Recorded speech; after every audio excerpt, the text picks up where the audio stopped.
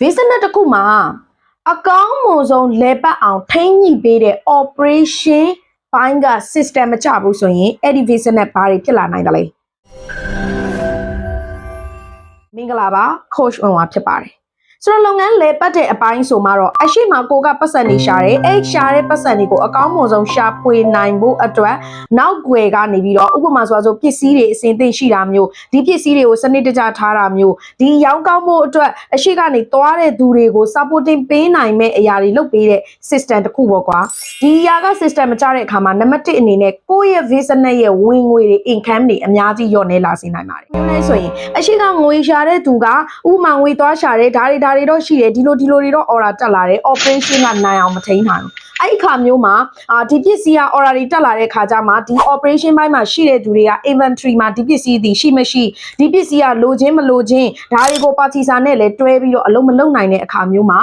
ဝင်ငွေတွေအင်မတန်လျော့နေလာစေနိုင်တယ်နောက်တစ်ချက်ကကြတော့လုပ်ငန်းလေပတ်တဲ့နေရာမှာဘယ်သူကတော့ဘယ်နေရာမှာဘလို့တာဝန်ယူပြီးတော့ဝင်ငွေရရှိစေဖို့ပစ္စည်းတွေထိမ့်သိမ်းစေဖို့ကိုညွှန်ကြားမှုမရှိတဲ့အတွက် system မကြတဲ့အတွက်သူတို့ဒီလုပ်ငန်းတွေမှာရှိတဲ့သူတွေဒီသူတို့လုပ်ရမယ့်နေရာသူတို့ဘယ်နေရာမှာရှိရမယ်ဆိုတာကိုမသိတာဖြစ်တဲ့အတွက် process တွေကကြန့်ကြာတတ်တဲ့အချိန်ကြီးကုန်မှမသိကုန်ပြီးတော့ဘယ်အရာမှ system မကြတာမျိုးတွေဖြစ်တတ်ပါတယ်နောက်တစ်ခုကကြတော့ဒီ operation မှာရှိနေတဲ့သူဒီတကယ်ကိုပစ္စည်းရဲ့ resource ဖြစ်တဲ့အရင်အမြစ်ဖြစ်တဲ့နေရာက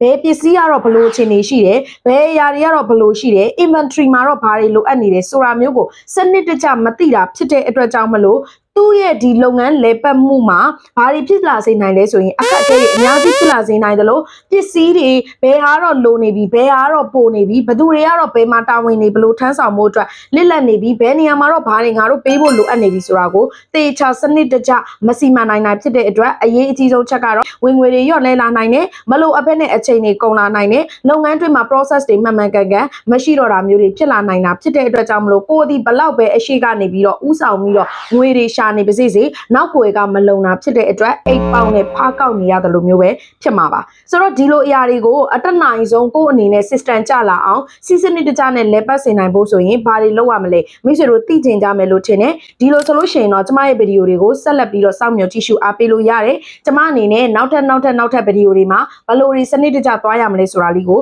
ပြောပြပေးမှာပဲဖြစ်တယ်စစ်မှန်တဲ့ရလဒ်ကောင်းတွေပိုင်ဆိုင်နိုင်ကြပါစေကျမကတော့မိတ်ဆွေတို့ရဲ့ business ကိုအခုထပ်ပို့ပြီးတော့ system ကျစေဖို့နဲ့မြန်ဆန်မှန်ကန်တဲ့နည်းလမ်းတွေနဲ့အတူအရှိကိုတစ်ဆင့်ပြီးတစ်ဆင့်ရောက်ရှိစေဖို့အတွက်ဘေးနားကနေ business coaching consultation ပညာရပ်တွေအပြင် NLP ရဲ့ tools and technique တွေနဲ့ပါထပ်ပေါင်းပြီးတော့ကူညီပေးနေတဲ့မျှဝေပေးနေတဲ့လမ်းပြပေးနေတဲ့သူတဦးပဲဖြစ်ပါတယ်ကျေးဇူးတင်ပါတယ်